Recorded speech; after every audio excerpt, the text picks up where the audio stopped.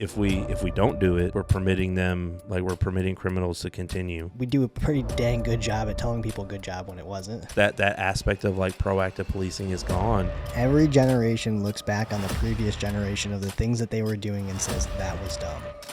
118 soldiers, family alone. I can't copy. Family alone. We got crews coming.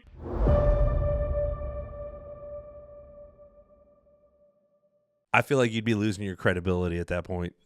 Maybe. I don't really have any, though. Yeah, neither do I. Yeah, it's okay then. I feel like this is good.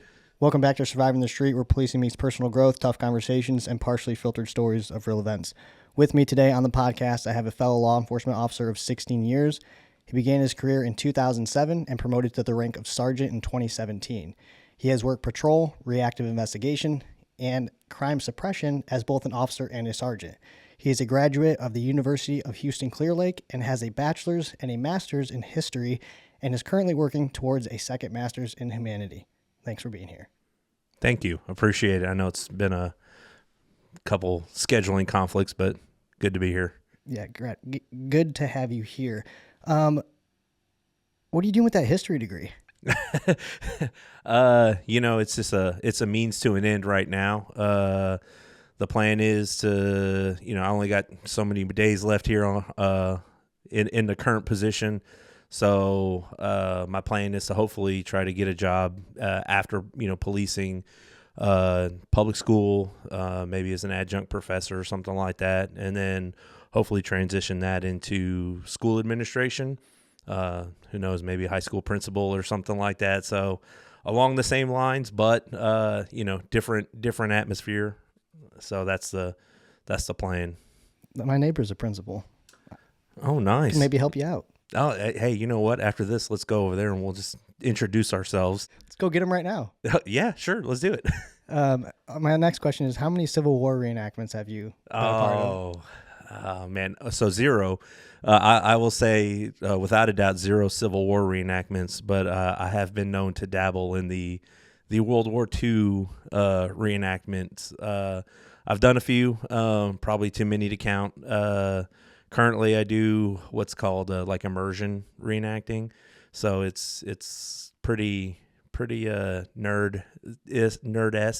I enjoy it, but it's basically like surviving in the woods with everything that a soldier in World War II would have had, down to like sleeping arrangements. I've slept on the ground in the desert. I've slept underneath some trees once with just a wool blanket and a poncho. So you learn to adapt. And at my age, it's not so easy getting up at 5 a.m. after you've been laying on the hard ground under a tree with a wool blanket and a rubberized poncho, but you figure it out. So a lot of appreciation for those guys that did it in real life, knowing that they may not have been able to make it back, but kind of put some things in perspective for me as far as challenging yourself. Like, I've always been a real I'll go camp. Like, where's the nearest hotel? Do they have a buffet? Like, is there air conditioning and this and that? And in the last 2 years, I've been really kind of pushing myself. So it's been fun. I enjoy it. But like I said, it's only because it's like 3 or 4 days. It's not like, long term. I know I can get out of it whenever I want. So is that just the experience of that, or is it like training, or is there actually like reenactments too also built into? Yeah, no. So there's reenactments built into it. So we do one. It's like Southwest GIs. It's a group that is like a bunch of Colorado guys, Texas guys. Pretty much in this little area. And we do different reenactments. So we did one in March in Ruidoso, Texas, which is like right along the Texas-Mexico border, about 3 hours east of El Paso. And we do a North Africa event. So there's, you go out there, we have pyramidal tents that are like World War II spec tents, and you bring your sleeping gear.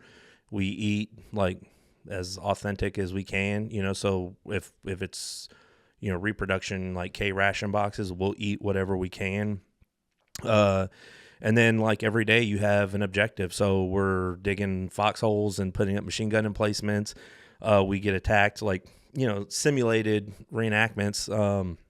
There's no crowd there to watch it. So it's just a bunch of like, imagine like if I told you, hey, do you want to go play like Cowboys and Indians?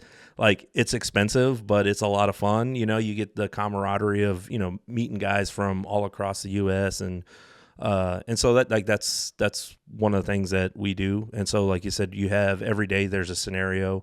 I did one like in October, and that one was fun because that one was like near Athens, Texas. And we did like a Normandy breakout kind of thing. So it was like a lot of greenery, a lot of forest, a lot of like, and that's where, like I said, we sleep under trees. You basically what we're doing is, fighting to an objective. Once you get to that objective, like you bed in for the night, that's where you stayed. Then you got up the next morning and you went back and you kept going. So we did that for, I think, 2 days. And then on the final night, it was just, we were all exhausted. And by that time, I didn't care if I was on hard ground or not. I found a hole and just put my poncho down and put a wool blanket over, and I was asleep. That was probably the best night's sleep I had, like up to, 3-4 days of that. That last night was the best because I knew I was going home. But, yeah, I've done it. We've gone up to Colorado and hiked in the mountains up there. That was a different challenge because, like, I don't do like hiking and I don't do like mountain, like, I call it a mountain, but it was probably like a hill depending on, your perception of it. So how close you are to it. Yeah. And so, we did that. That's my, one of many hobbies that I have. I do have a question on that though. When you're doing the acting part or reenactment part, how do you get hit? Like, is there somebody that's like has a stick and they're like, you're dead, or like you lost an arm? Because like otherwise you're just like, I feel like you got me, I just want to lay here, I'm just gonna Yeah, no, sometimes it's quite obvious because there will be times where you're like walking and then all of a sudden you just hear like and it's crazy because like the group, like I do American, and we get a lot of younger like teenage kids that do it, or like early 20s, so it's expensive, but it's not too expensive. Like the Germans, though, the guys that portray the Germans, their stuff is like exponentially more expensive. So you got a bunch of older guys that have been doing it for a long time, and some of them may have like full automatic weapons that are like legal to own, but they've modified them to shoot blanks, and it's just as far as like putting a plug in or whatever.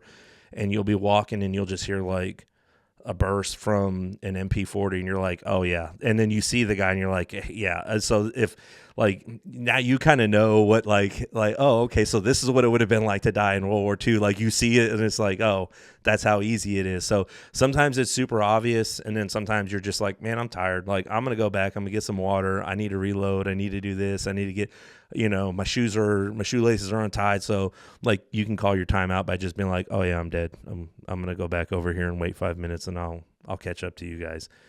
And that's it, but there are some elements that, like I said, sometimes it's quite obvious.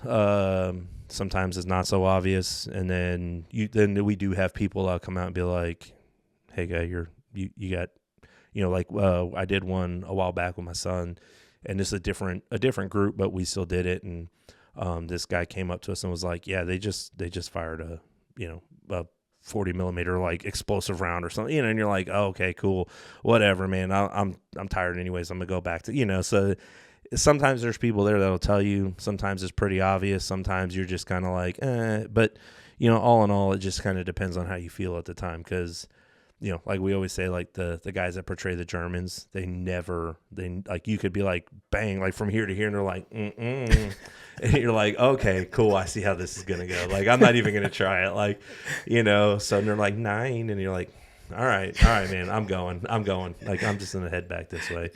You're at the camp and some guy comes over. You guys are like eating like around the campfire. And like, yeah, they shot an artillery shell like 30 seconds ago, and it landed like right here. And you're just eating, and you're like, Really? You're like, yeah. You're like, oh, all right. It literally. So, sometimes it happens that way, sometimes it doesn't. And, like I just do it just because like I said, for me, it's more of it's a good way. Like I actually started doing this when I was 16. So my dad was like a side, I guess. My dad was in the Army. And like growing up, like I grew up right when like Saving Private Ryan and like Band of Brothers was coming out. So to me, like that was cool. And my dad had a friend that did World War II reenacting, and then it just started that way. And like me and my dad are like, oh, hey, let's go here, let's do this, let's do that, and it's just turned into this thing where like it's a really good experience for me and my dad to have like those moments together, to bond. And then like now I'm getting my son into it, so he's a little different because. Cell phones. Yeah, cell phones, Call of Duty. Like he would like, I'm like, son, do you want to go reenact? And he's like, I'd rather play Forza or like Fortnite or like race in my simulated car. So I'm like, whatever. Like Gran Turismo came out, and now he's just like all ate up with that stuff. So it's like, all right, cool. But like he wants to, like he's done it a few times. He enjoys it. He likes going. But it's really like me and my dad get to go. We got between the two of us, we got so much junk. Like I call it, I mean, it's not junk, but my wife will call it junk, depending on who you ask. Like, just a ton of stuff that, we've collected over like 20 years of doing this now, 22, 23 years. So I thought you were going to say me and my dad have X amount of combat experience war. Oh yeah, no, I definitely I try every year to go to Denny's and get my, like my free meal, but they don't. I'm like, well, how about like, I pretend to be a soldier, and they're like, no. And I'm like, I'll come back next year. I'll come back. I'll try again next year. Maybe, let's see what happens. Yeah, that's pretty cool. I mean, I did paintball, growing up, which is, similar in a way in terms of like we're moving around, we're acting like we're doing stuff. Maybe we are kind of doing a little bit more, but the milsim thing, right? Milsim is the not the BBs or that's a really popular thing now. Yeah, so it's the same. I mean, it what we do and what like milsim does, and like same thing with like paintball, kind of the same, kind of not, because in all three of those, like you get to go home. Like there is an element, like I've done paintballing once, and there's a reason why I've only done it once, and I'd prefer not to talk about that instance. So let's just move on with that. But like I've like in some of these events, like there's no real danger, right? So you're always going to do things that you may not normally do, and that's where like I think sometimes it gets lost in translation, like what it is that we do, because like you see some of these like live events or like we call them like show battles. They do it like up in College Station. They have something there that they do every year, and it's a lot of fun. The kids love it because they get to see it, right? But like it's very like romanticized, but like in reality, you're not like, oh my God, let me low crawl through all these like thorns because I don't want to get shot at with a blank. You're just kind of like, man, I'm tired. I'm just gonna walk and get shot and hope for the best. The same thing with like all this other stuff. But the gear, everything we buy, there's dedicated websites that sell like reproduction gear. And nothing that we have, like I have boots that are made to like as close to what they would have had in World War II. There's nothing that like I don't have Vibram soles or anything like that on them. The modern military does similar things too. They do demonstrations where they're shooting guns and flying in. There's a crowd of people watching them and taking photos and stuff. So, except no opposition and less role playing. It's like complete task, put on a show and leave. Yeah. So that's pretty cool. Sounds like a lot of fun. But I don't really want to go sleep on the ground anymore because I've done that, Yeah, I mean, I would say that if you've done it for real, like anybody that's done it for real, I completely understand. And I tell people like, if you want to know what it's like, because there's a lot of guys that I know that are veterans. Oh, what's it like? And I'm like, have you ever been to like NTC or like the desert and had to do like training in the desert? Like, yeah. And I'm like, it's just like that. It sucks. And imagine paying to go to do it, and like, cool, you're gonna bring your rifle out there and let all that really fine dust get in there and shoot like, I don't know, 600 rounds of blanks, and then like run around with all your crap, and then come home and like having taken, the whore baths. I don't know if we can use that word here, but Where you just get in the shower with all your stuff? No. Like, face pits crotch with like a moist towelette or something. Like that's what my dad calls like the whore bath, is just like face pits crotch, and in that order. Please don't reverse it because you'll have a bad day. But like that kind of stuff. So like I said, for me, like I use it because like my degree is in history, and I do enjoy those aspects. I feel like that's one of those things where it helps me kind of relate. In a sense, like I can only relate to you so much with your experiences, where I could say, oh yeah, man, I had a toothbrush that I had to clean the dust out of a gun every like 40 minutes because it would get covered in dust. I had to clean the action. I've been in a dust storm, like I've been in a sandstorm in Texas, and like it was the most miserable time of my life.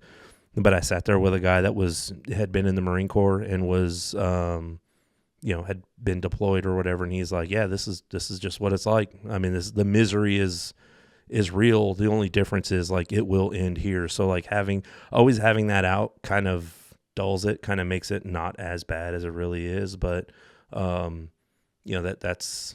a real thing, I guess, in a sense. But like, yeah, I completely understand. Like, you have to be a little crazy to be like, I'm gonna bring my $1,000 rifle out, and it's a collectible, and I'm going to wear like another $1,000 in gear, and then bring, 500 rounds in blank ammunition, which is like $1 a round, and then like for me, I have other stuff that I bring, and that just exponentially increases the cost. It's a 10-hour, 12-hour drive and all this stuff. And like, by the time you know it, you got $4,000 or $5,000 of investment sitting in the desert, and some guy comes up to you and he's like, hey, I broke the ejector on your 1919, and you're like, no, it's okay, man. I'm sure it happened in real life. I got some parts back at camp, and when we get there, I'll break this gun down that's covered in like carbon. And like, I would say the only real aspect of reenacting is the misery that comes with like cleaning your gear and like doing some of that stuff, as opposed to like real life. The only difference is like, I'm not turning my gun into anybody. I'm just going to put it in the safe when I'm done cleaning it. I don't have to get inspected. Like, I know what I did. Yeah. So 17 years of law enforcement experience in a number of different, what do you call them? I forget. I always forget the word I'm trying to use. Not categories. That's obviously not the right word. Departments, divisions, right? You've done a number of different things, but 2007, is that 17 years? Is that what you said? Yeah, no, I started in June of 2007. I started the academy in June of 2007. And then in January, I actually got married in June, and then I was on my honeymoon when they were like, hey, be here next week. You're starting. And so I was like, okay, cool. So I showed up, started the academy in June, like the end of June, and then beginning of January, was out on field training. Graduated the academy, was out of field training, and did my 6 months of field training time, and then went to my first assignment, and I was a patrol division. 2007 is about the time in my life where I became aware of like just being present.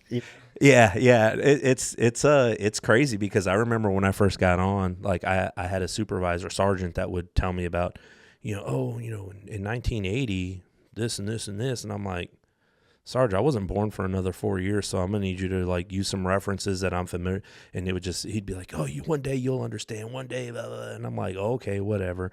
Like, no concept of like the future at that time. Yeah, you've probably come across the same people that I have in my time, where they like, when did you get on? Like, when were you in high school? And then like you tell them, and they're like, oh, like they kind of freak out, right, about it. And you're like, yeah, that's what happens. People are born, and then you get older, and then other people come in that have later birthdays than you.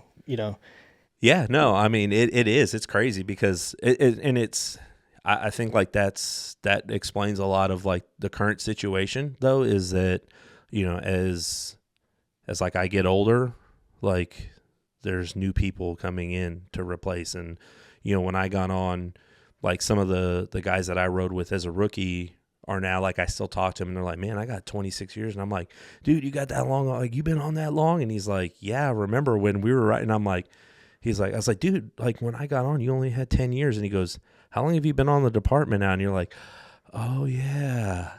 Yeah, math. It's like, you get the numbers like going in your head and you're just like, whoa, And so, yeah, man, like, I was the youngest guy at my station for the longest time. And then just, those are things they go in and out of your mind. And before you know it, you're like, I'm 39 years old, man. I'm going to be 40 this year. And like, everybody says that the job goes by fast, your career goes by fast. I mean, I guess that's been the case. I mean, I've 8 years, but would you say seems to be the case? Oh yeah, no. I mean, that's definitely the case. For me, like I said, I when I first got on, I the only reason I even joined, not the only reason I joined, but in 2007, I was 22 years old. I was working a part-time job at a sporting goods store, and we would have officers that would come in and they were either working an extra job or just coming in. And like, those were the guys that kind of motivated me. And like, those are the friendships that I created like early on, that kind of like enticed me, or not as an enticement, but like got me to join. And so when I got on, I got to my station. That station I worked at were the same people that I worked there with. And it seems like just the other day, like, man, I remember Hurricane Ike, working with these guys. And now that was, 16 years ago. Like this next week be 7 years that I've been a sergeant. And I look back and I'm like, dude, we've been friends for 6 years. Right? Like, I mean, that time goes by super fast. And so, like I look at it as I got more days behind me as an officer as I do ahead of me. And so like, that's something that really like, I go, man, that's 7 more years. I got 7 years before I can leave. And I'm like, that's a long time. But then I think, well, 7 years ago I was getting promoted, and that time has gone by real fast. I'm in my current position now for almost 4 years. So, it's yeah, man, time is like you have to appreciate every moment of it, really. Like, I think, good, bad, ugly, whatever it is, like it's an experience. But, yeah, man, like the time has gone by like, wow, just 16 years. And it's crazy because like, once you put that into terms, like into like relatable terms, I remember, like my son was a baby when I joined the department, and now he's a 16-year-old kid that's talking about wanting to do like this as an adult. And then I look back and I'm like, man, I remember, like just different things. So like, especially when you start comparing that time, or you're putting that time, like layering it with other experiences, and you realize how far back that was. And it just seems like it goes by so quick. Yeah. In terms of like having a family and stuff, and my oldest is 10, and again, you look back. My wife said it the other day, like she said something about when our son was born. I was like, really? She's like, yeah. And then, like they're getting, your son is 16, right? And my son is 10. My youngest is 3, which is scary because I don't know how to like handle teenagers. But you think like, well, I don't feel like a teenager. I don't look like one, but I remember being one. You know what I mean? And then having to like navigate that, like, well, just being a father, like it's always a new thing, It's not like, oh, I know how to have kids, You know how to have a 3-year-old, 10-year-old, 8-year-old. And if you have older ones, you kind of experience them already. But yeah, it's scary. Like the older they get, you're like, oh man. Yeah, I definitely think that that it does it does help. Like I only have one kid, and so being a parent to a teenager, and being like a supervisor of police officers, or just being a police officer in general, like those kind of work hand in hand. Like there are times where I feel like, well, first of all, I'll say this, like I have a wonderful wife that takes care of all the important stuff. So without her, it's kind of like it makes things a whole lot easier. She's an elementary school teacher, so she took care of all of like the elementary school stuff that our son was going through, like growing up. And now that it's like in high school, I still let her take lead on things, but every once in a while I have to kind of step in and, exert some like supervisory authority over him. And I think that's where like being a supervisor and a father to a teenage son, like those experiences are the same, because I can talk to the officers the same way. And from a place of like, I'm telling you this because I care about you.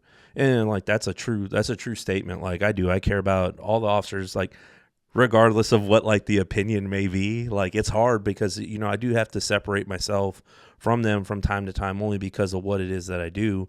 But at the same time, like there's a lot of care behind that. Like I want them to all have long, successful careers, just like I want my son to have a long, healthy life with no problems. Like, and I tell him, like, it's weird because like, I tell him like, son, you don't remember what it was like to struggle. Like you've never had to struggle in your life because mom and dad did all that for you when you were a baby.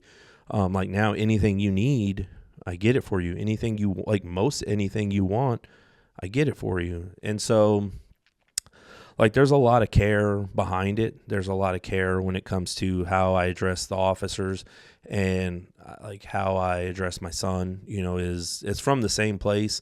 Obviously, like I have considerably more love for my son because that's my son. Like that's natural, right? But like I hate to see like I want these officers to have the same, like that same feeling, like, and it wears, right? Like there's times where, it's just like, man, I'm just worn out. Like I just need a day. Like, let me have some time. I'll come back to you. Like, right. But in the end, like everything that I say as a supervisor, everything I say to my son, it comes from a place of caring.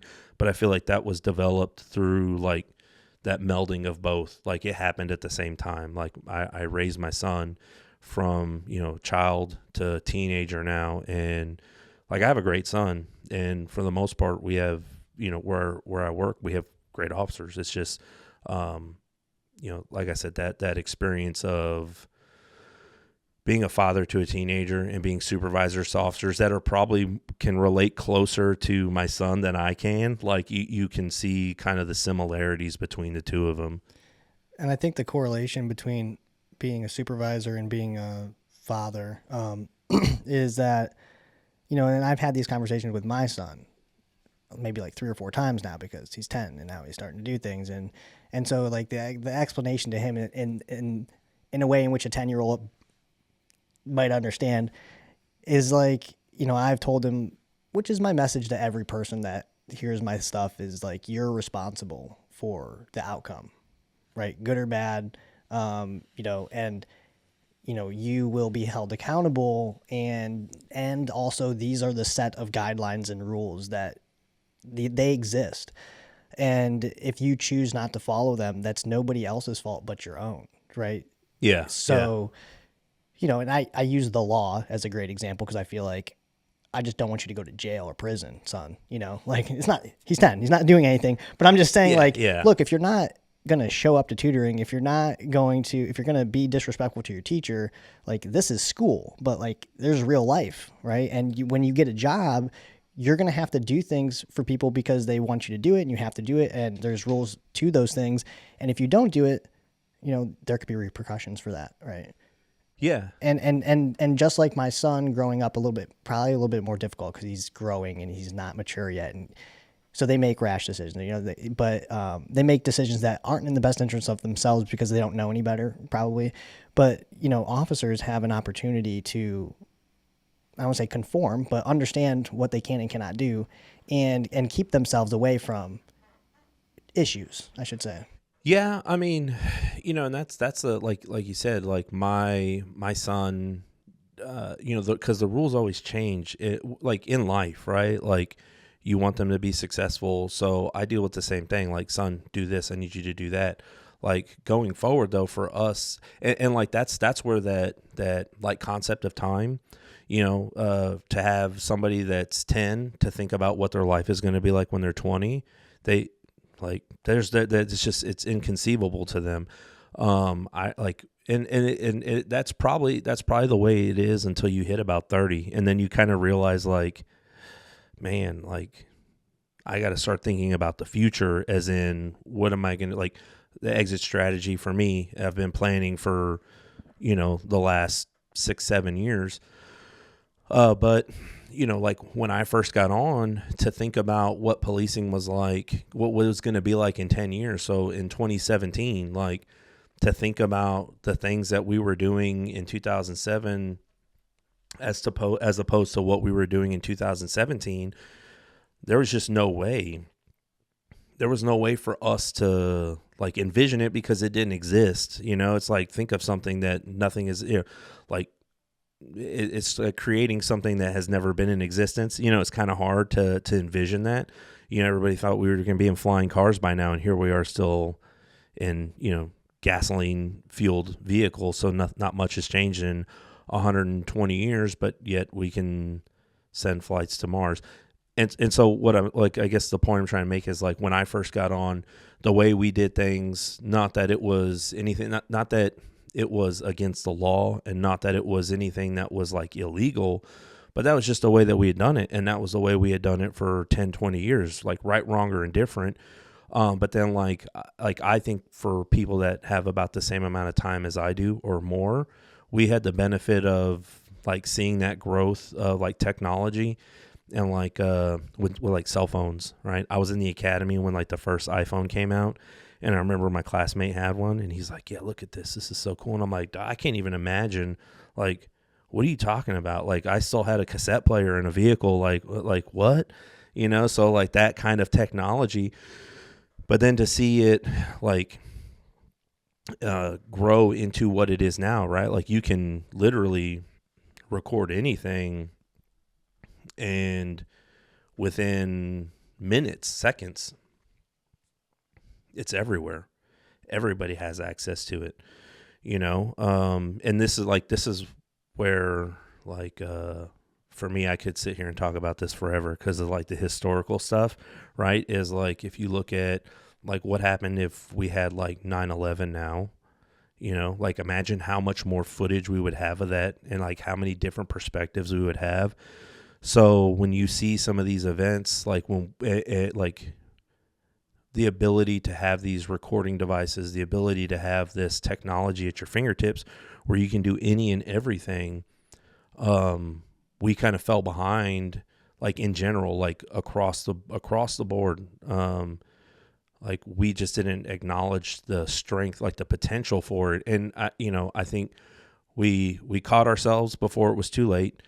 And we've learned from that, but like technology just keeps growing. And I think for us, like, trying to stay ahead of that curve has been crucial. So, it's the same thing, right? Like, to think about 10 years, like, let's think about 10 years from now. So we're talking 2034.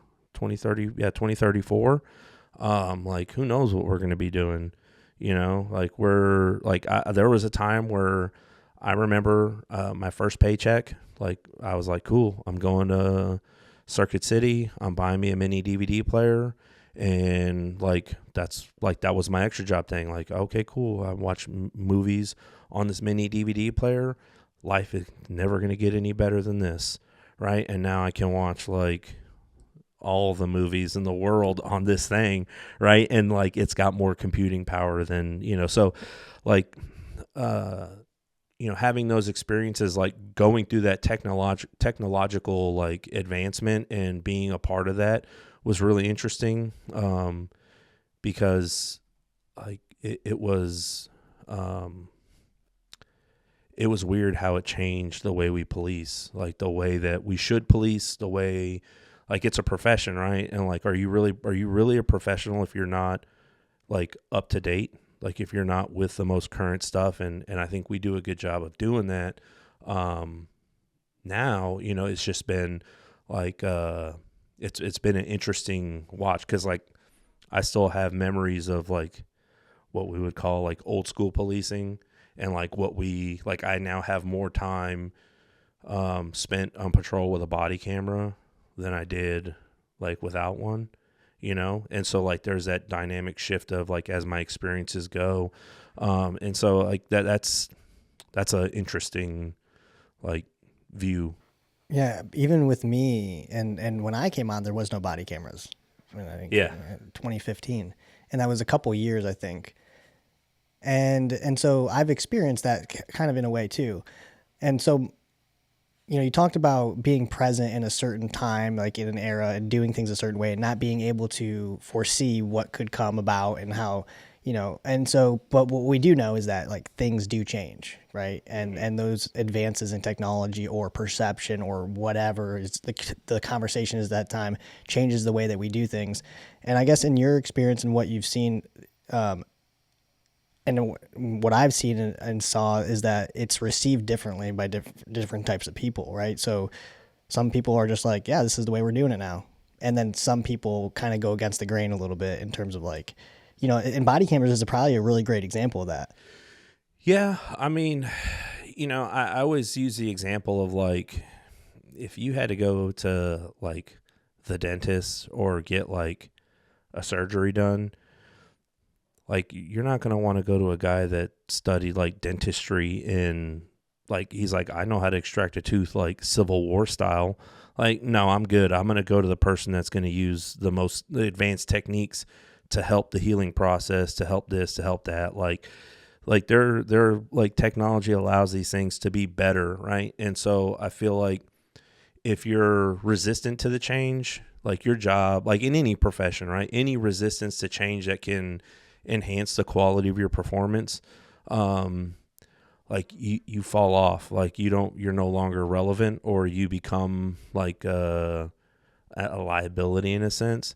And yeah, I mean, there's always going to be resistance to change. That's just a natural, you know, that's a natural thing, and you can trace that to any profession. Like I was listening to something, they were talking about like women in war, like in World War I, they had these, women that were, like volunteered to fight, or not to fight, but to serve the country. So they go overseas, they come back and they're stripped of everything. And it's kind of like they're fighting for that inclusion into like honorary, like, you know, like to being honored as veterans, you know, and there's like a big push now for that. But it's the same thing.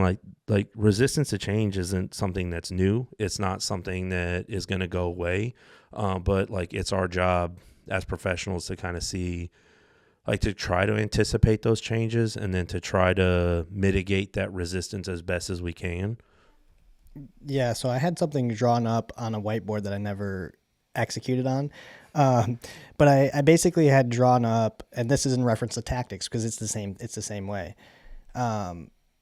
And I said this on a live I did, but the best thing that you could do as like somebody who's interested in tactics and wants to do things like quite honestly the best way that they can, because best usually means safer, then you should look at things that are being taught to you objectively, compare them to the things that you know. And I mean, we don't do a good job at like testing things. Like, okay, well, how fast can I actually put rounds on this target if he's over here in this position? Okay, yeah, I can do it from here, but if I move it over here, oh, wow, I'm way behind. So maybe this is the happy medium where I can address both these in equal amount of time. And I like to operate on, you know, probabilities, likelihoods, and statistics. And so the example that I use is, you know, quite literally, if you test something and, you know, let's say 65, I'm going to screw myself up with math, but 65% of the time you get these results that are favorable, but 35% of the time you get negative results that had you chosen option B, it would have been the better outcome, but just making the decision, it was not the more probable choice. Does that make sense? So, and so like I always do the one that is a higher percentage likelihood of giving me the outcome I desire, but there is that side note. It's like you could still do it this way and it could still fail because there's still that likelihood, Yeah, and that's something, like that's something that I learned really, like I think some of that is like you do have to kind of put your ego aside sometimes, right? Like and like it's good to be confident, right? Like you want to be confident about what you're doing, because that's like any kind of questioning is where like the dangerous part is, I think, in anything, in any part of your job, your life, whatever. But like you do have to kind of set the ego aside sometimes and just realize like what I'm learning here. And that's a hard, like I know that, and it's still hard for me in my job, and I don't do anything tactics. Like everything I do is at a desk, right? But I still have to sometimes like, and I catch myself doing it. And that's when I go, hey, look, I'm sorry. Probably shouldn't have had the outburst, right? But like, I think if you look at every opportunity as a training opportunity, and you don't just say, well, that's not how we do that. This is how I've been trained this way since 2007. Like in 2007, we were like quick peaks, like quick peak high, and then to throw them off, quick peak low. Like they won't expect it. And it's like, now it's kind of like, dude, if you did that stuff now, like people are going to go, what are you doing? And so like, I think if you look at every training experience, and like that's something that I try to do, especially whenever we're learning new tactics, or like if you're at an in-service class and you're learning something new, like always have that open mind as to, I may not get 100% of the material and like agree with 100% of it, but there might be 60%, 75%. There might be something in this training that I can get out of it, even if what I get out of it is like, I don't like this and I don't really think I want to do this. I'm going to stick with this, or I'm going to stick with that, or like you pull something from it, right? So if you have that mentality of how can I get this to increase like my effectiveness, my professionalism, either through like adopting it as standard practice, or saying I'm only going to take certain things as standard practice, I'm only going to do certain things this way or that way. I feel like that is professionalism, right? Because you're always trying to be better. You're always trying to improve your, like either your product or your abilities, your capabilities. Like I said, nobody wants to go to a doctor that like studied, even in the 50s, like, I'm a psychiatrist here. We're just gonna give you, like we used to shock people into like thinking that was a good thing, like lobotomies here, this is how it's going to cure you, right? Like we wouldn't do that now. So like to be so like dismissive or like reject like new ideas as maybe a possibility, or as an alternative to like what used to be, I feel like it's a disservice, like to yourself, to your profession, to everything, like, right? Like whatever it is, and professions are always changing, but especially like for us, in the end, it's all about like making sure you've done everything you can, the best that you can, Yeah. You talked about stuff that you were doing in 2007, and the crazy part about that is in 2015, we were being taught at the threshold of the door to set your flashlight on the ground inside the doorway and roll it across the ground. Yeah. That's 2015. Yeah. Like it's not that long ago. And so, well, again, what that is like, well, wherever that idea came up, like I have questions because it sounds like you just made it up because you just, in theory, right? Like in theory, I feel like this would confuse somebody and I'd be able to, that's the problem, because we shouldn't be creating things in theory, because like law enforcement tactics, again, I speak on that, matter is like largely developed off of personal experiences, intuition, and from positions of authority. And that's how things happen and continue to happen because resistant to change, right? Yeah. Like that's my thing. I created it and that's what we're doing. And to be told, there's a better way, right? And I had this conversation with somebody, maybe it was on a live, and I talked about how, like as an instructor, and this has happened in my courses. It happened once that I can remember, but I started a group and somebody put something in the group that was like really good. And I was like, I'm using this, because it was information I didn't think of. But like, say you go and take a course, and I presume that instructors that have their own don't say company, but courses. And they kind of created it on their own, maybe not a department thing, but like, this is your thing. Like, I assume that you're teaching this because you believe it's the best way of doing it. Mm-hmm. I mean, I can't imagine that you actually think there's a better way and you're not teaching that, right? Yeah, yeah. So when you go and take a course and we've experienced this in training, like, and it's like, this is the curriculum. This is what we're teaching you. So then when you show up and maybe you ask something or talk about something that they didn't think about, and like you ask and you could see like, they're like, oh, well, don't worry about that. Like this is the way we're doing it. And the reason is because they can't change it. It's already here. Yeah. And they're not going to like stop the class and be like, all right, hey everybody, like, I thought this was the best. I'm going to rewrite this and we'll get back to you in about 20 minutes. But I'm not the person I thought I was. That's not going to happen. Yeah. So maybe that's not the right like context of that, but that does happen. Yeah, no. And like, I've seen it, in like, early on I was like super into like, this is what I want to do. This is what I'm going to do. Like, ate up with the tactic stuff and wanting to do, like, I had goals, I had aspirations, right? Like those are, and as times change, I got older, what I wanted to do changed. But, I remember taking classes where we were like, okay, hey, sir, like, and this was completely like a private class, right? How would you do this with your left hand? And he's like, you're just going to have to figure it out. Like, learn to do it with your right hand, right? Like, well, I'm left-handed. I'm not left-handed, but the guy was. And he's kind of like, so how would you, like even the instructor was having a hard time trying to show manipulations reverse because he had, done it this way for so long. Or like, like you were talking about, like rolling the flashlight in the doorway. Like, we didn't do that because we had the flashlights with the bezels, like with the straight edges, and we would just turn it on, like hit the strobe function and then put it in the corner. And you're like, that's going to disorient them, And so like, there's a lot of things that have changed like nowadays that we wouldn't do, just because like the methods have changed. But, I, like I said, like I've seen it, I've experienced it. And like, even now, like, I've been removed from patrol. And I think I could do the basic, like, let me go over here and respond to this call and let me address this. But there's guys now that are doing things that I'm just kind of like, why do you do that? And I ask not because I think it's wrong.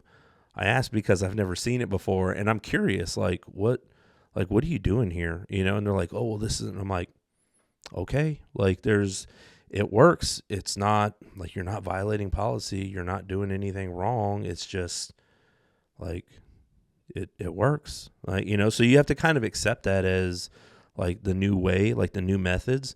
I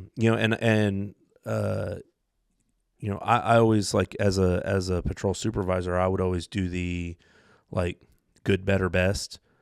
What was good, what could have been better, and what would have been best. And that's where you tell the officers, like, I'm not telling you what you did was wrong. I'm just saying, like, there's options. There's things that we could have done that could increase, like, the efficiency of it, increase your safety, and, everything worked out this time.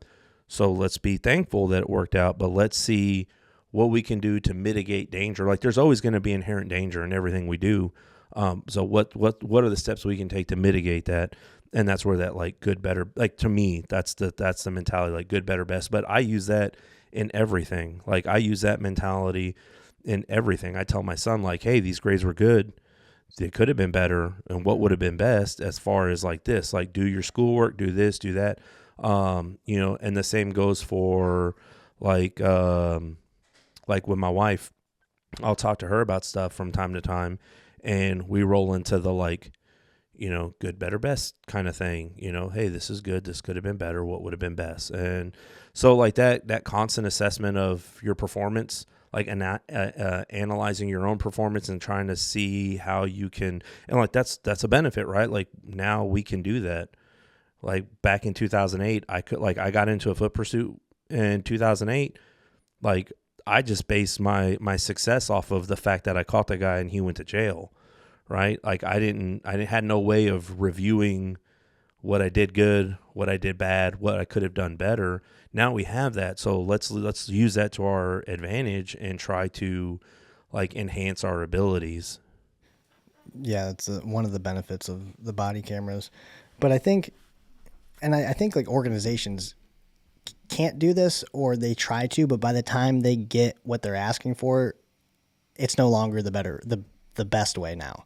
And that's like, forward thinking, and I mean, this can be done. Like there's things right now that I can name or think about that it's like, it's not the best way of doing it, but that's what we're doing. And we just are going to continue to do it until something probably bad happens and we go, okay, we need to change this now. I mean, that's what happens, right?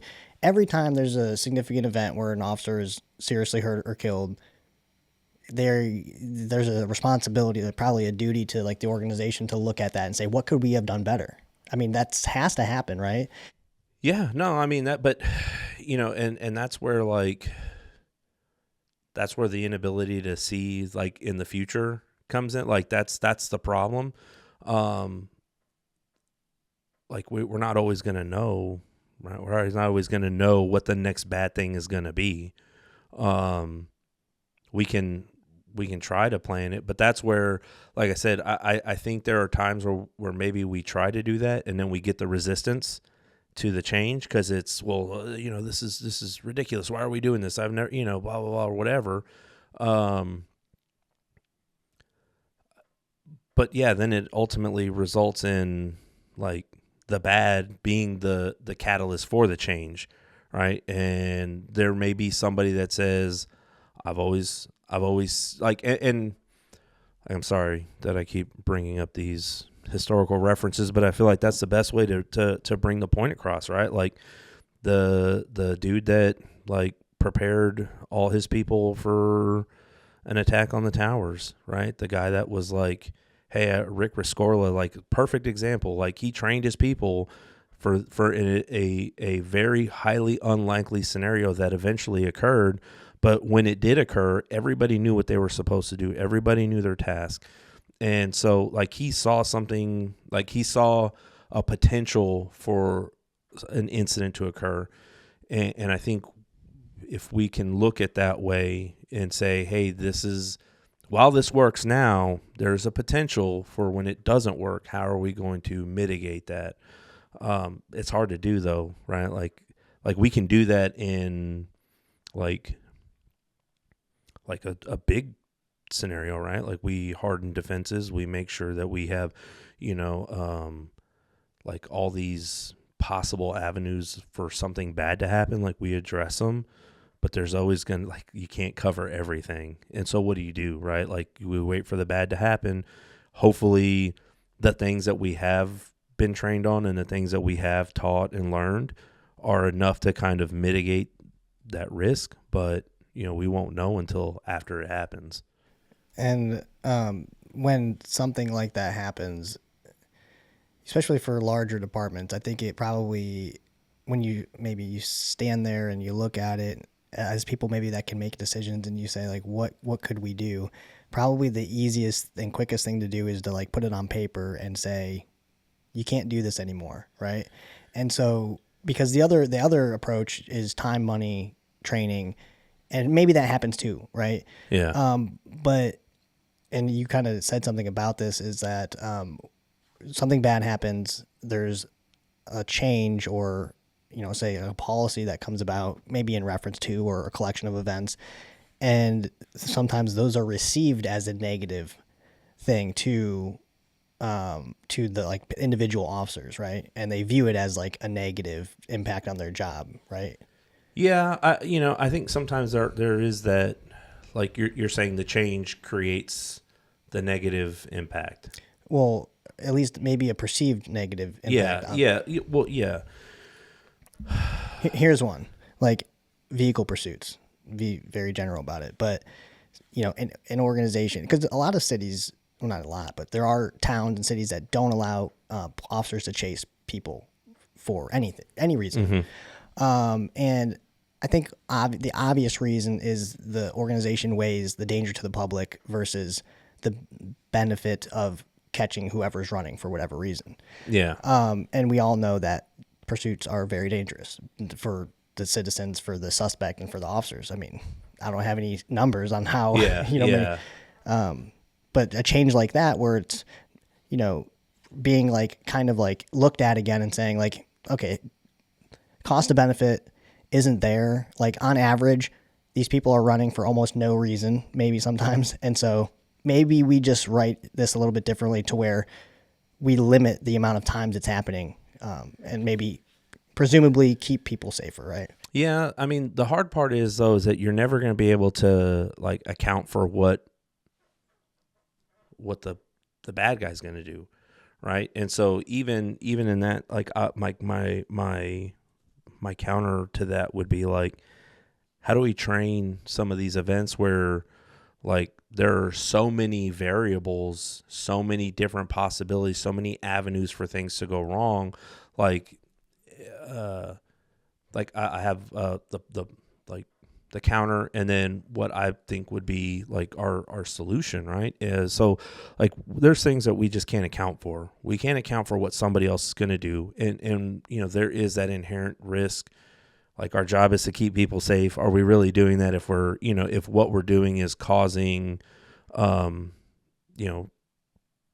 property damage, personal damage, like things like hurting people, right? Like if in the course of what we're doing somebody gets hurt, was it worth it? That's for other people to decide. That's not for me to decide.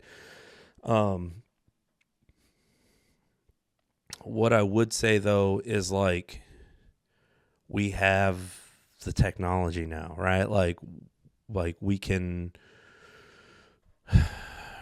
like writing things down and saying don't do this now may not be always the best answer. I mean, it does, like by doing that, we are controlling what we can control, which is a good thing.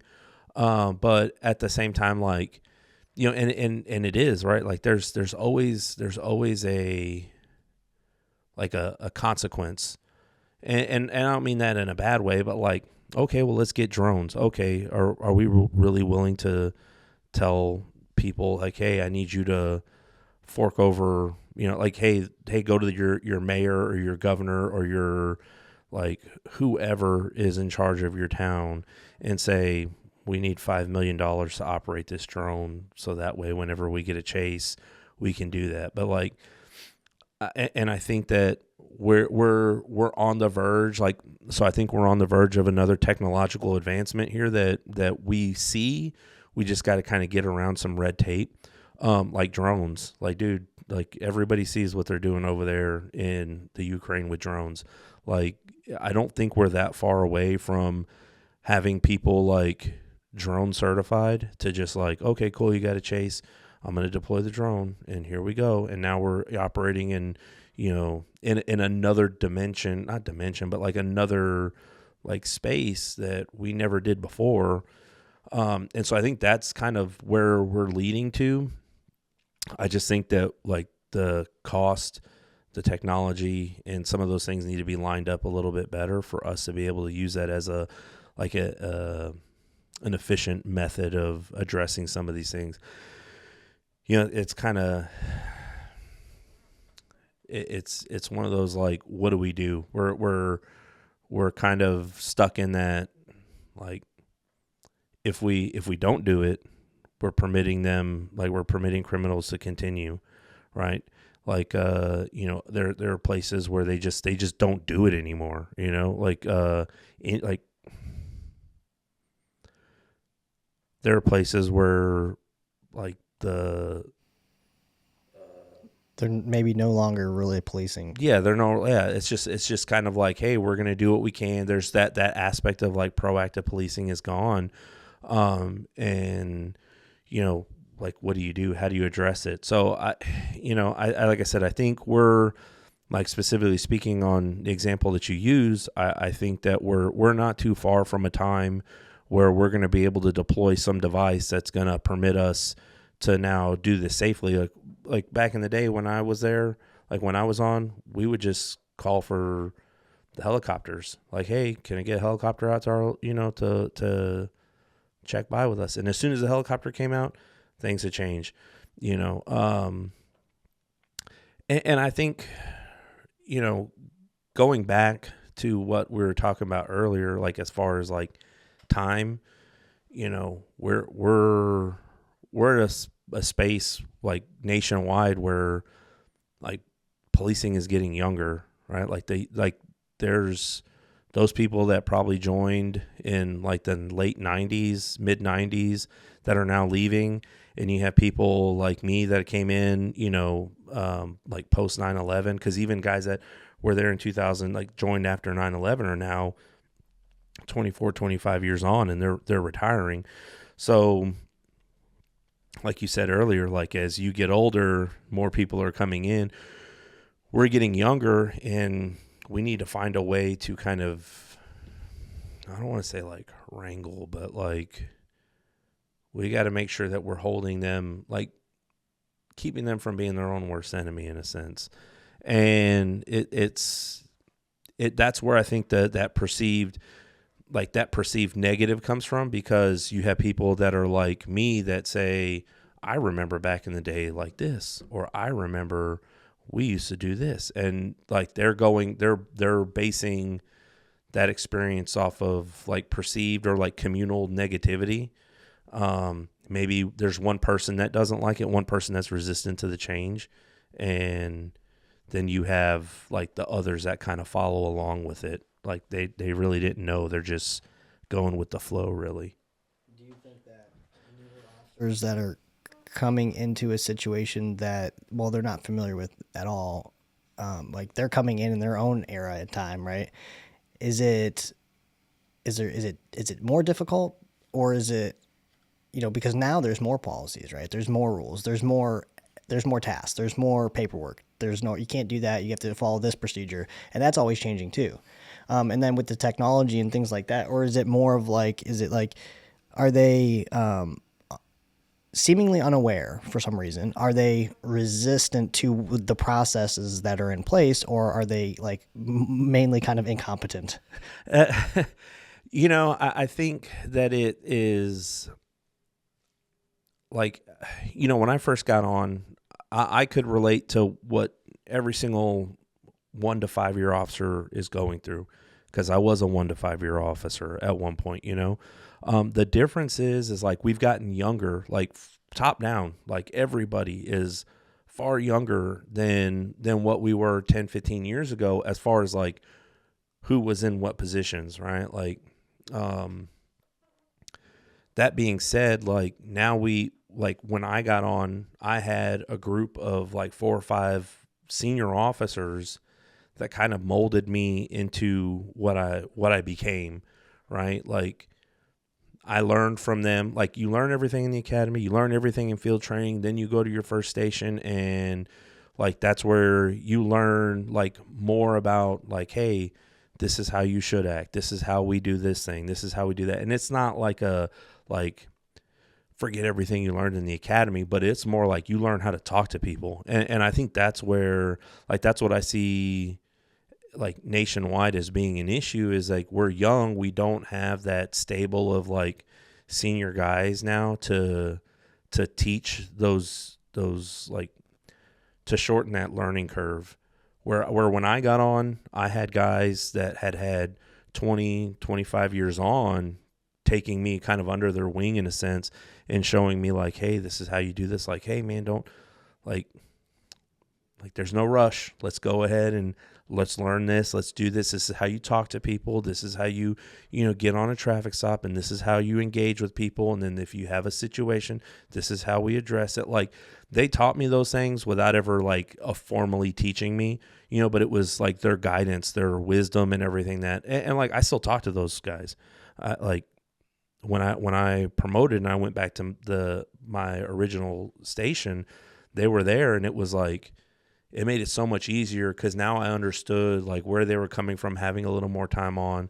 I understood them a little bit better, and like I respect them for that. But I don't think we have that now, just because, and it's nothing like bad. It's just the old people are getting old and they're leaving, right? Like we have this changing of the guard, and we need like that learning curve is a little longer now than it was before, where we're having to now kind of teach these guys a little more than maybe what we had to, because those senior guys that were there, like when some of us got on, are no longer there, right? Like you could go probably to your old station and you wouldn't recognize anybody, or like I could go back to, an old division that I worked at and they would be like, who's this guy? That's how much it's changed. Whereas before, there was guys like, oh, did you know this dude? He worked over here for all these years and blah, blah, blah. And all that experience has kind of left with the years, right? Like we're younger nationwide. And I think that's part of, like, that's an explanation. I don't think that's the whole reason, but I think that's a part of the reason why we have some of the things that we have now, why we're doing some of the things we're doing now, and why we have some of the like obstacles in front of us. And what do? Like that's, there's like a multi-tiered problem. So how do we what do we implement? What do we decide is the best? What do we decide is, good? How are we going to go about and navigate these like uncharted territories with a bunch of young guys now? Yeah. Well, I think if you're going to, even if you were to address it maybe in a way that I think is appropriate, it would take a very long time, because you would have to start like at the beginning, and then, but you can't like get rid of the people you already got, you know what I mean? So they kind of have to go move about and do their thing. So, and I know across the country, and you see this on social media, the complaints of other officers, especially when an officer in the tactical space does something, or they just don't train, right? And it's obvious based on their performance. And one of the things that they always bring up is, over the recent years and the events that have happened, law enforcement has probably become a less desirable profession to people to want to pursue because, public perception or whatever. And I had somebody on the live last night that was asking me that. He said, I'm either going to be a cop or I'm going through the process, but like everybody I come across is telling me not to do it. And for whatever reason. And so I think one of the things that I've been told or seen is that because you need officers on the streets, like you said, like people are leaving, right? Mm-hmm. And it's you can't be like, well, we're a city of, I don't know, 5 million, whatever the number is, just throwing that out there. And we need 3,000 officers on the streets. And it's like, well, we can only put 15 people in an academy class. Like, no, that's not going to happen. Yeah. And so what happens usually is, the standard of what is the requirement, whatever those might be, becomes, okay, well, maybe we don't need college, okay, well, maybe we don't need military experience anymore. And it's not to say that people that don't have those things aren't good people and won't be good cops. But I think like to be able to say you've done these certain things shows that you've had the will to complete some tasks, right? And I think on average, collectively, you get groups of people that are more capable, maybe, or whatever, can do the job better, perform better, willing to do the job, and also like have some life experience to draw their not conversations, but interactions with other people from, right? So like I came from the military, like not straight from Afghanistan, I guess 3 years removed, but I had a lot of experiences in my life, up until that point. So, and I remember having this like actual thought of, when like a couple of years after I got on, about experiencing other officers, talking to people or doing whatever, that like you just have to have a lot of maturity. You know what I mean? Like, and like, so for example, right, when I started, and, for you, like, I guess I had 2 small kids, right? But yeah, I remember that being a thing too. Like, how old was I? I mean, we'll just say 25, throw a number out there. I'm 25 years old and I'm talking to these grown adults about raising their kids. Yeah. And I remember specifically like, this is like that happening in the moment and being like, well, I feel like I'm giving good advice, you know what I mean? But like, I don't have my own kids. Yeah. No, I mean, that's definitely like, I think if I were to be like, if I had the experiences then that I had now, it would have been a whole different experience, right? Like, and not everybody's experience is bad, right? Like, I mean, but yeah, I mean, like when I first got on, I was 20, like I said, I was 23 years old. Am I in any position at 23 to give somebody else advice as far as like, hey, this is how you should get your life together? Because I'm still working on it on myself, right? Like I literally, like before I joined, I had basically not like dropped out of college, but like I was going through the application process and was still like in school, but I was just kind of like, this is for the birds. Like I'm not doing that. So I basically didn't finish. I ended up with like a C and an F and like on my college report card. Like I'm not proud of it, but like I'm not bragging either. You know, it's just one of those things. Like, but then you know, I spent the next 7 years like in that kind of like, oh, I got, you know, I thought it was good advice. I thought this was good. Like, you don't need to go to college because, like, look at me. Like, I'm able to do all these things. And like, I was under this impression that everything I was doing in life was good because I was able to pay bills. I was able to do things that I needed to do. And then, like, I had this, like, crucial moment in 2013 where, like, I got some really good, like, advice from family members. Like, they told me their story, and I was like, holy man, this is a completely different outlook that I got. And then from there, you know, that's when I tried to promote the first time and didn't work out, you know, and I was like, man, I laid in bed for like a week and was just like miserable. And I thought, well, what would these people do? Like, right. So like, I'm going somewhere with this, I promise. Right. Like, but, you know, I said, if I take that same energy and I apply it to school, I should be good. So I went back to school, finished it. You know, I went back, and by the time I finished school, it was already time for me to take that test again. Did it, promoted, and like that experience in itself, like that journey, was a very like coming of age kind of thing at like 30. You know, like you come of age at 32. I was a little late to it, but you know, like having all those experiences, I really think helped me like in the upcoming, like deal with more stuff and learn how to kind of like help me to be a better supervisor, help me to be a better father, help me to be a better this or that or whatever.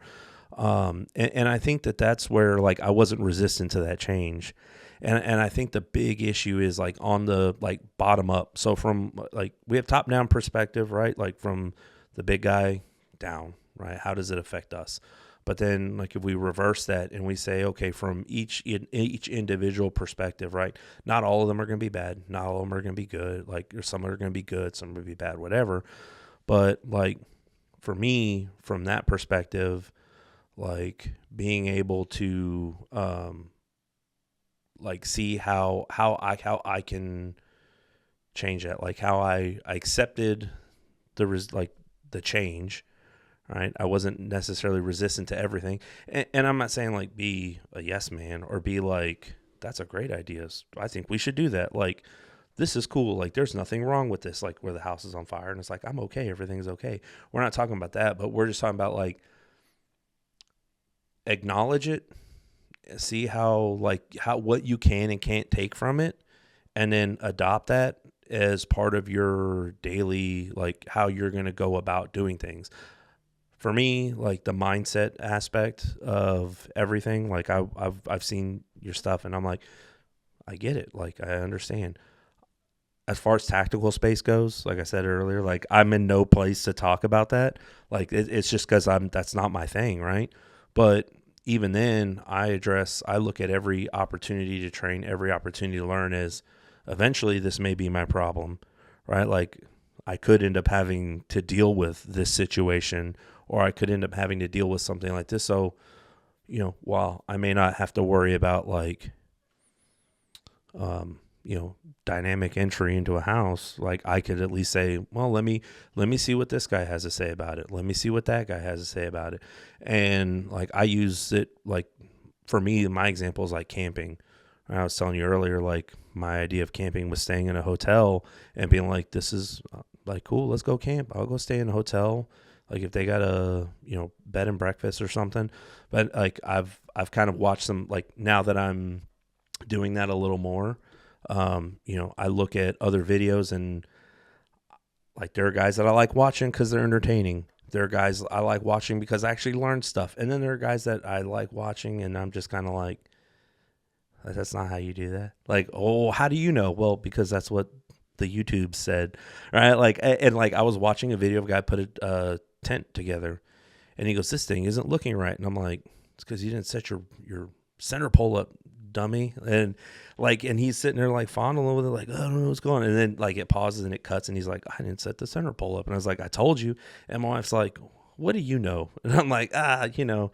So like those are things that I think like if we look at right, like we can only do so much. There's only so much that like we can change from our bottom up perception or our bottom up, you know, mentality. But like if you take every opportunity, everything that's said, everything that like, and you don't necessarily just say that's stupid, I'm not going to listen to it, that's dumb, I'm not, you know, this guy doesn't know what he's talking about, so I'm gonna, like, I know what's going on, right? Like we're all guilty of it, but you know, if we just kind of look at those as how can, like, what is it that he's saying? Like, let's look at the content of what's being said. Let's look at the purpose behind what's being said, right? Like you have the subject, you have your reasoning for doing what it is you're doing. And then in the end, we can come up and you know, with an analysis of like, he's coming from this place and I'm going to, you don't have to accept it. I'm going to reject it, but I'm rejecting it based off of this or that. And even through that, you're still able to kind of learn something, right? Like transfer, like, so one of the things that I'm doing now is in my current field of study, we're doing like performance analysis. So like these transfers of knowledge, like how does one thing that you do transfer knowledge through like repetition, reenactment, reperformance.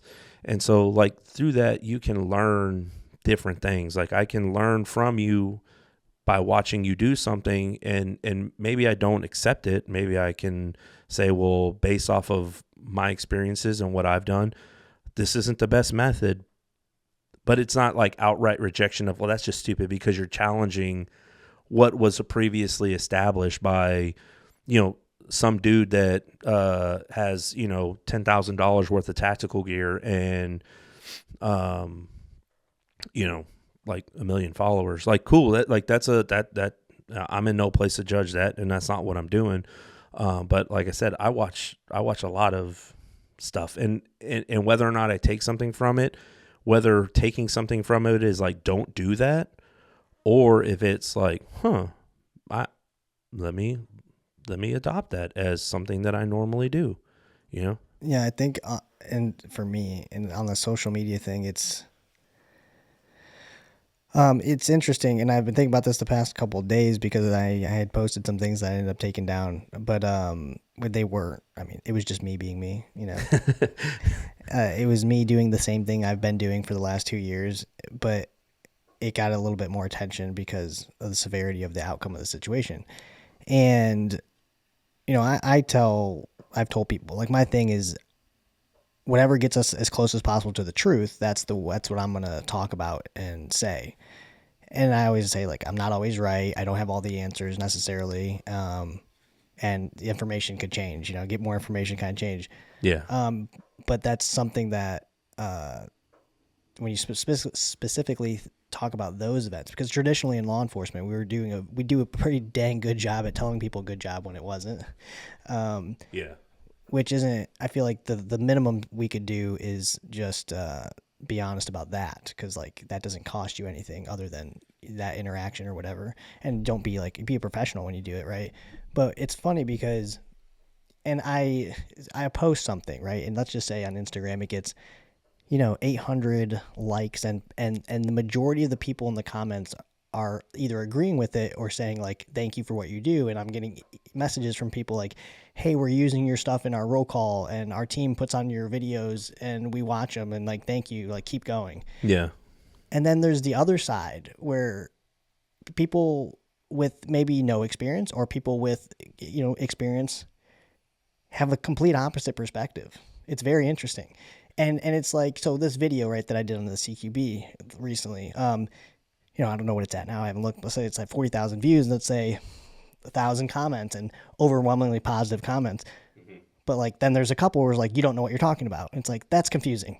Yeah. Because there's thousands of other people who enjoy it, like it, say, keep it up. And I do kind of wonder what that is, because it doesn't seem as if it's like, well, here's another, because if you were going to approach that situation with a different perspective and you had a better way of doing it or something, you would maybe engage in that conversation a little bit differently, or say it about, well, hey, like, did you think about this? Like, because this could also happen, which that also does happen. But then there's just people that just say, like, you don't know what you're talking about or whatever. And it's like, and then I have like special forces guys in my, message, former Green Beret, active law enforcement officer, agreeing with me and telling me thank you, Israeli special forces guy, on the last video posting. And I usually like clip those things and I kind of share them to my story to show people that I'm not just some rogue individual that's making up these things on a whim that I'm talking about. I have some experience, and and more than the experience, it's like I could draw something up for you right now and ask you what you think is best. And then, let's just say there's only 4 ways of doing it, right? Let's just, for whatever it is. And I could ask you, like, which way do you think is best? And maybe you don't have the right answer, but I say, did you think about this? You're like, no, I didn't. So do you still think that's the best way? And you could be like, no, I actually think this is the best way now. Like, without any experience in the thing, right? Yeah. But I think it's pretty obvious that the way that I do my videos, I try to make it not as entertaining, but make it as specific and demonstrational as possible, because me and you sitting here talking about how to do a thing isn't all that great, and that there's more of a likelihood that people will have something to say about that versus when you show it and you put it on the screen and you like show the angles and you show things moving around. There's less. What I like to do in the videos is try to leave very little room for argument, not because there's a better way, but because it would be a disservice for me to show you or why I think this is the best way and not prove it in a way. Yeah, I mean, I think though that like in that respect, that or in that regard, like that requires the end user, like the person absorbing that material to, and it's like I can't tell every person to say just be okay with it, right? But like in the end, that's what it kind of boils down to, right? Like, like I like my favorite saying is like, the only thing I know is that I know nothing, right? And if I take that into every aspect, like I know nothing, if I address every bit of training or everything as if I don't know nothing, or I know nothing, then I'm less likely to be resistant to it. And so I think there are times where, like I said, you're not talking about like, let's bring back the quick peek. Let's bring back the like throw the flashlight in there, or let's, we're not talking about things that we know with time have changed, right? And it's difficult for some people to like give up something that they believe so like wholeheartedly in, right? And I understand that part, right? I understand that aspect, because I would hate for somebody to come to me one day and be like, you've been tying your shoes wrong your entire life. And I go, what are you talking about? Like, this is how you should do it. And I go, that's crazy. This is the way I've been tying my shoes for 38 years. Like, why would I change that? And so for like that's the example, right? And so sometimes you may do that, where what you're bringing to the table is a new method to get the job done that may be like, it's the best for what you believe it is. It's not the end all be all, but I don't think, and from me having watched your stuff, I don't think that's what you're saying. I don't think you're like, this is the only way to do it. This is always a possibility. This is an option, but this is a safe option. This is safer than, or maybe like what you're doing is you're bringing up these theories and these arguments, and not arguments for the sense of like, I want to start an argument, but you're saying, why not this way? Why not this? Like, here's, and that's how like for me, that's how all like college, like I can only relate it to my own experiences, right? I can't relate like room clearing, because I did it like way in the way back when.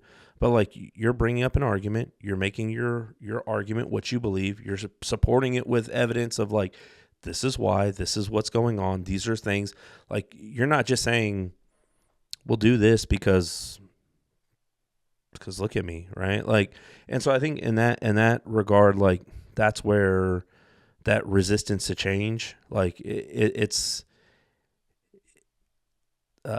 sometimes you like, you have to kind of put your ego aside. That's what I said. Like, put things aside, and it's hard to do because I struggle with it, in my own daily stuff. But like, you also have to kind of acknowledge these things. Like, I know that's what I struggle with. It's easy for me to sit here and talk to you and be like, yeah, man, sometimes it's the only thing I know is that I know nothing. But then there are times where I'm like, I know what I'm talking about, and I may not. And that's when after like what you do sometimes hits like emotional, like, and it creates those emotional responses. That's where like I will do that from time to time, and I have to like be aware of that, and I have to kind of go, all right, take a step back, take a few deep breaths, and then we'll readdress this another day, or we'll do, and like, I was guilty of it a long time. Like, I'd see something I didn't like, and I would be like, oh, this is dumb. I don't know why what are you talking about? And you get in arguments just for the sake of getting in arguments. But, I think there's, like I said, I think you have to kind of put aside the ego, and not you in particular. I'm just saying in general, right? Like, you see something that kind of challenges your perception, or like what you believe, like your truth, like what you believe in. And you have to kind of put that aside, see what, like I said, see what it is, like what's the content, what's the reason, like, and then you go that method with it. But you can put that same methodology into anything, right? Like, into daily work. You see something that challenges your personal beliefs, and you go, okay, well, let me see where this person's coming from. Let me do this. Let me do, like, right? Yeah, and I gave away my secret methodology into deciding whether or not, around tactics, whether or not what you're doing is the preferred or best way of doing that. And that's, when faced with somebody who's actually trying to kill you, and who's ready to kill you, right? If that's not the standard, then it doesn't matter what you do. Like, you can do whatever you want. How you get there doesn't really matter. I mean, if he's not waiting to actually shoot you, then you could enter however you would like. Yeah. I like a cartwheel or something. Yeah. I can't do a cartwell, so I would just probably skip, maybe like one skip. Yeah, before I dislocate my knee. Yeah, I guess I did say this all in that video, but and so the question becomes when that exists, because that's the biggest problem we could really face. And it's like, so every man that carries a gun would probably say, like, yeah, we need to deal with that as soon as we possibly could. And so where is that moment within what you're talking about and teaching? And the vehicle class that I teach, the reason I teach it and the way that I teach it and why I teach it is because I believe that is the fastest way to deliver that round to that person who's trying to hurt you. Yeah. And if there is another way, which the only actual way that I could perceive is if we drove around without windshields. I don't think that's going to happen. Yeah. Then I would say, why even do all this other stuff? Because if we put it on a timer, and so like one of the videos that I show in my class, or going to show in my class, is me going through all these other processes to get that round there, and show visually that all these other ways take a significantly longer period of time to do that. And that's why we're here, and that kind of sums it up. Like, there's no other way to rationalize when that's the standard, why we would do anything different.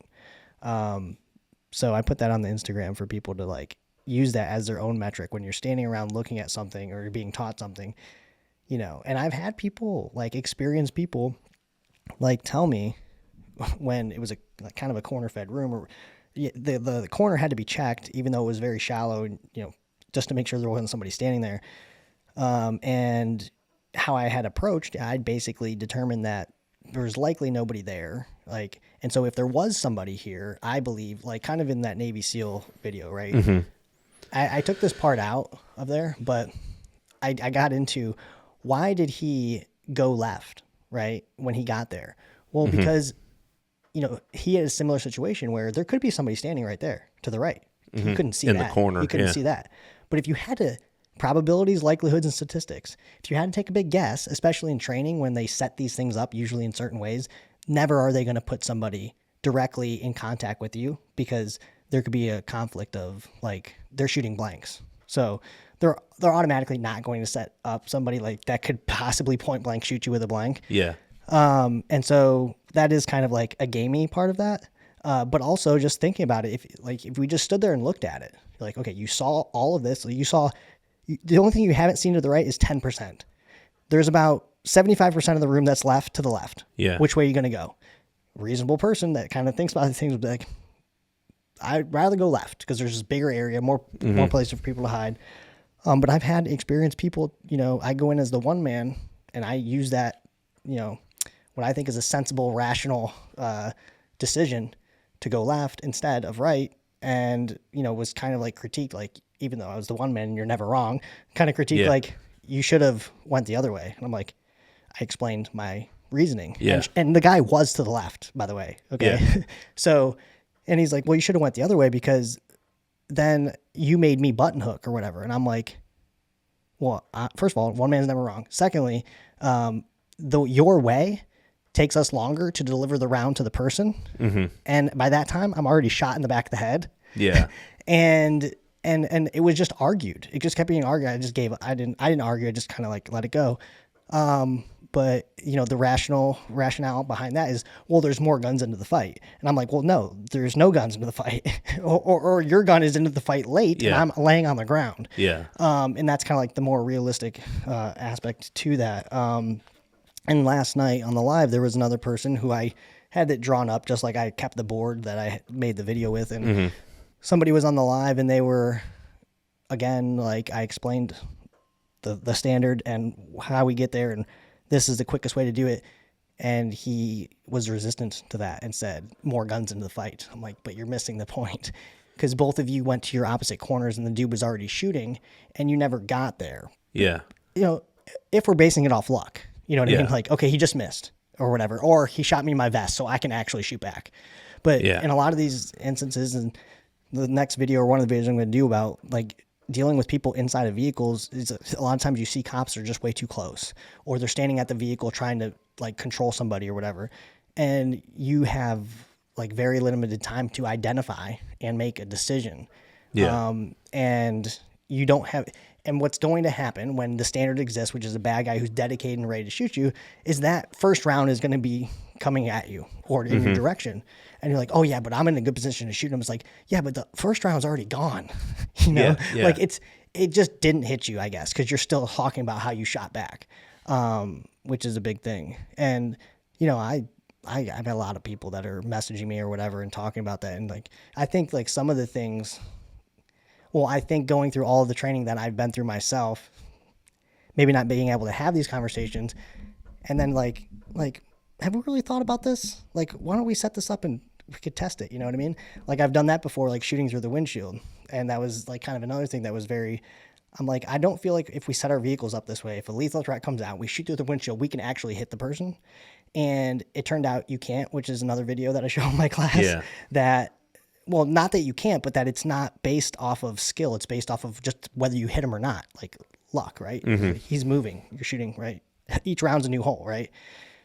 And you would think like when you're, like exposed to that, that would make you go, hey, like how do we get the rounds on the bad guy faster at more of a guarantee? But that doesn't always happen because of what you've talked about. Yeah. I mean, like I said, like as far as tactics go, I'm the least knowledgeable, right? Like, but I've taken my fair share of classes.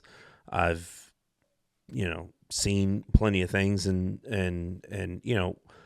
the one thing I can say is like we can set these things up in like the difference with some of the, like with training in general that I see though is that like once again there's always that element of the unknown. Like we don't know what this person's going to do. We like there are certain incalculable variables that will change every time, every scenario. Nothing is ever the same.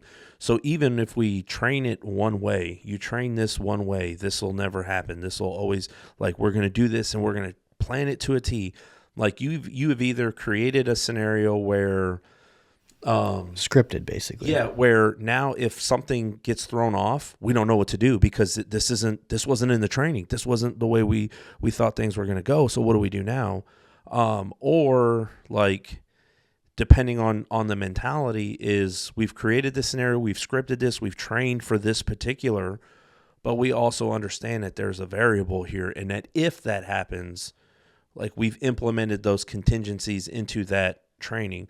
Hey, this is what we're planning on doing. In the event that this goes bad, we'll revert to this, the like primary, secondary, tertiary, like emergency, like circumstance. Like if all these things have failed, we will go to this. But I do think sometimes there's this like mentality of like, this is the only way to do it, or this is the right way to do it, or like, and I'm speaking from the perspective of like, not tactics, but we can apply it to that, right? Like, I look at it from just critical thinking, right?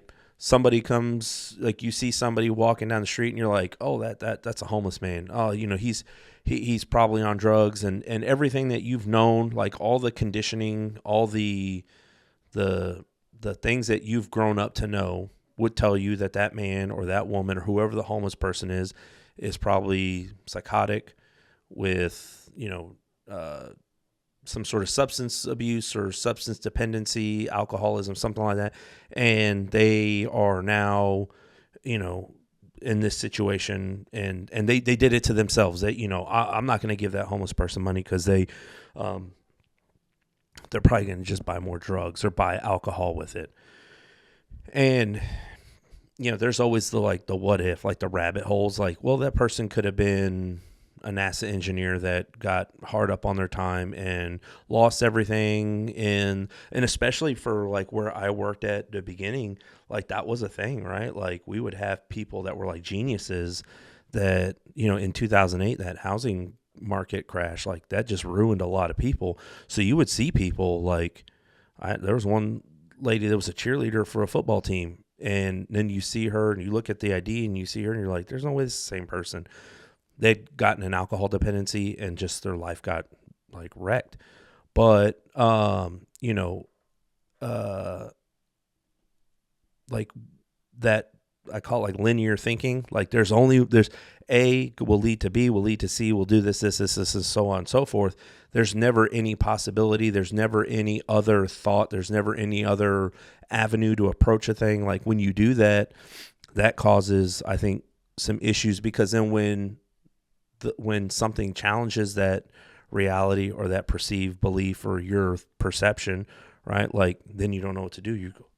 Like that's where people get shocked, right? Or people like, you have that surprise or that aha moment and you're just kind of like, oh my God, I never would have thought of that. Or I never thought this, or I never thought that. Like those moments and instances that challenge like your established beliefs come from like not being open to thought, not being open to the idea of like, the only thing I know is I know nothing, right? Like being accepting of another possibility. And like I relate it to before I joined the police department, I worked at a elementary school.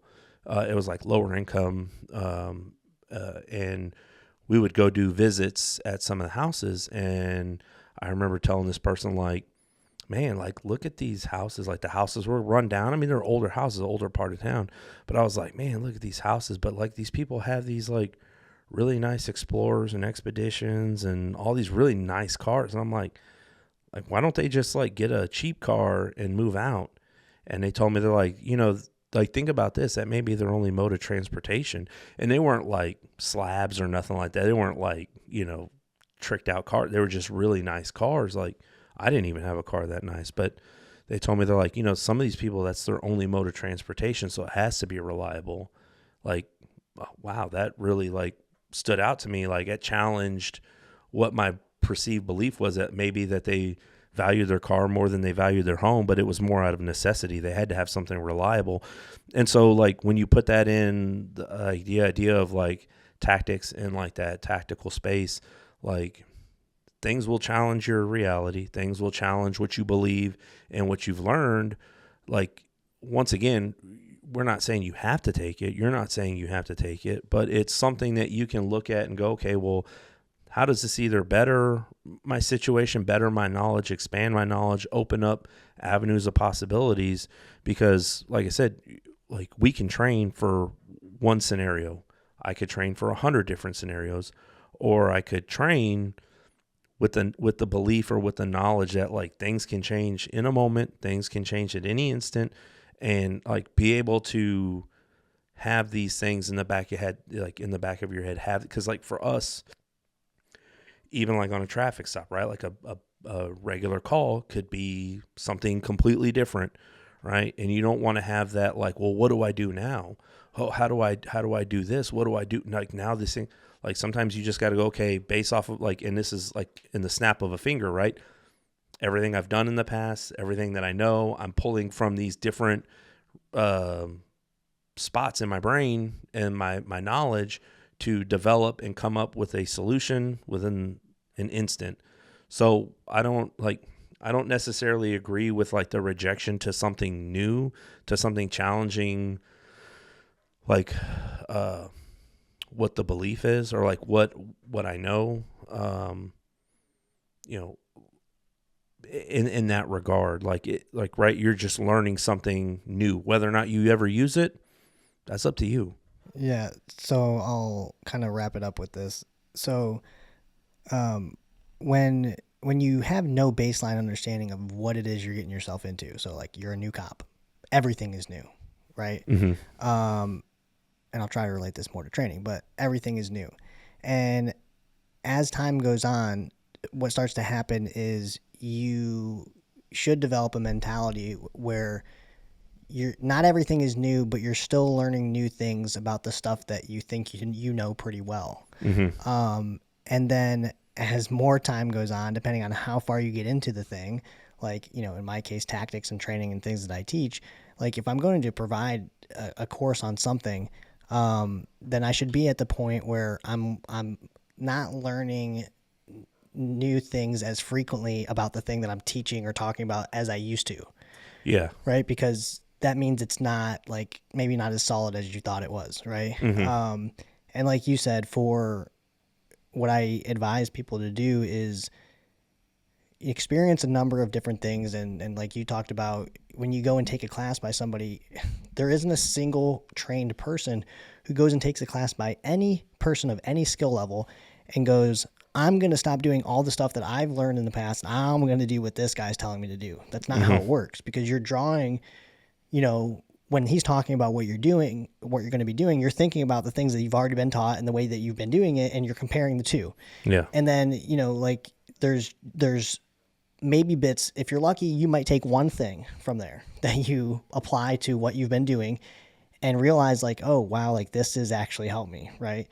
The example I use is like doing something with my support hand when I shoot my pistol that somebody showed me like a year ago, and I had been shooting, you know, pistols for not that long, but like 8 years or whatever, 7 years.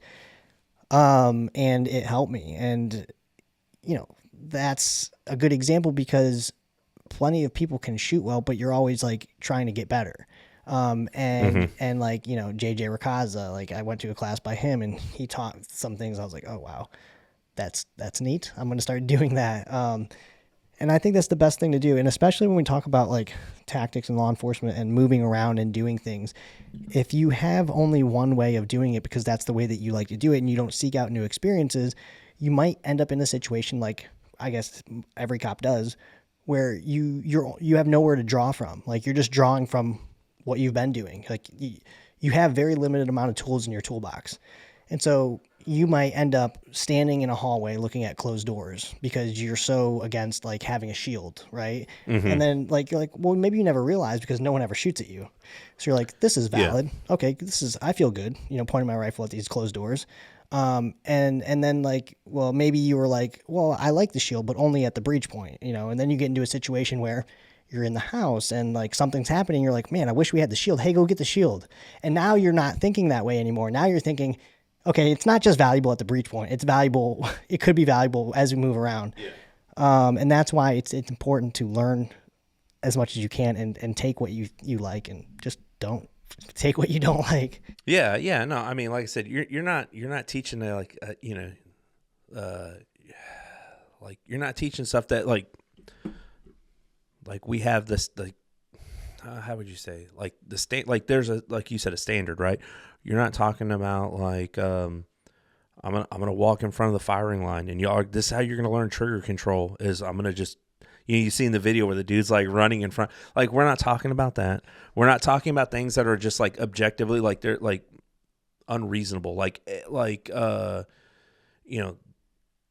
There are things that we would say, like, don't bring back the quick peek. Like, we're not talking about that, though. We're not talking about, like, like 1950 style, or like if you ever seen some of these old, like, war videos, like the training videos of how to, like, shoot your rifle. They do the, like, chicken wing bladed stance, like some of these, like, these old school tactics, old school shooting styles and stuff. We're not talking about like bringing that stuff back. You're not talking about that. It's more like if somebody were to come today that was SWAT in 1990 or whatever and was like, hey, this is what I'm showing people how to do. This is like, people today would be like, that's crazy, but some of those guys learned based off of the foundations from those guys, and those, like, the next generation is going to learn from the foundation laid by the current, right? So like there's always this like evolution, right? And it's in everything. Evolution is in everything. We can't say that it's not. So why doesn't it now not apply to training, right? We've evolved from halogen flashlights. Like when I first got on, like having a weapon light was a no-go. Like you couldn't do it. And that was because why? You had your flashlight. And we've jumped considerably in the things that make the job easier. Like we've advanced, and for a good part, right? Now we're doing things that, we could never have thought of. I look at it like now, across the board, like you see officers across the nation with their like first aid kits. Like if we did that when I first got on, they'd be like, what are you doing? Like, why would you do that? But it's now a common practice, open cuff or open top pistol mags and, AR mags. Like people would go like, okay, are you going to war against the Taliban? Like now it's a common thing, right? Like now that we see that on every officer across the nation. So it's an evolution, right? So why not embrace it? Yeah, I also posted this in one of my posts. I said, every generation looks back on the previous generation of the things that they were doing and says, that was dumb. Yeah, yeah. And so like it's not too far off to think that the things that we're being taught or training or, we're thinking about it in our era. Mm-hmm. You know what I mean? And there's going to be people that come about, and absent of even technology, but just people that are thinking a little bit more, looking at it and say, provide something new, and that will catch on, and that'll be the thing. And then people will be like, what, you guys are doing what? Like, that's crazy. Yeah. So yeah, I don't want to get into what those things are. There's some, but they will keep us here even longer. Yeah. Just tell people to look back at their old high school photos and be like, oh, and then that's the best example. That's stupid. Like, look at yourself back 10 years ago. That was dumb. So yeah. Wow. Well, 2 hours almost. Oh, wow. So I wonder if I'll be able to split this up or have to do it all in one. But either way, it's going to take me a while to edit this. But thanks for coming by. No problem. Sorry it took so long. I talked a lot, man. When you were coming here, I said, don't park in front of my Lambo. And, yeah. Yeah. Sorry about that. Did. Yeah. Hopefully they didn't tow it. Yeah. All right, that's going to be it for this episode. Thanks for listening. Appreciate everybody that's doing all the commenting and the liking and all that stuff. It's really helping out. If you're looking for training in Texas, you can go to kineticconceptsgroup.com. You'll find all the socials to the websites at the top of that webpage. If you're interested in joining a law enforcement-oriented community, You can send me an email at instructors@kineticconceptsgroup.com, or if you go to kineticconceptsgroup.com, you can request an invitation, and I'll send you the link to the community. We have like 114 officers in there right now. And there's going to be free courses, online courses, things like that, and a varying variety of different people, officers, troopers, SWAT people, some paramedics in there, where you kind of remove the social side, the social media side, where you're trying to navigate to like, well, who's interested and where is the community? And we're not really helping each other here, are we? We're just consuming. And then so if you want to be part of that, you know where to find it.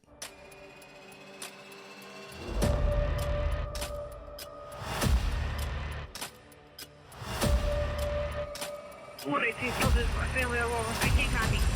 I want family all over. We got crews coming.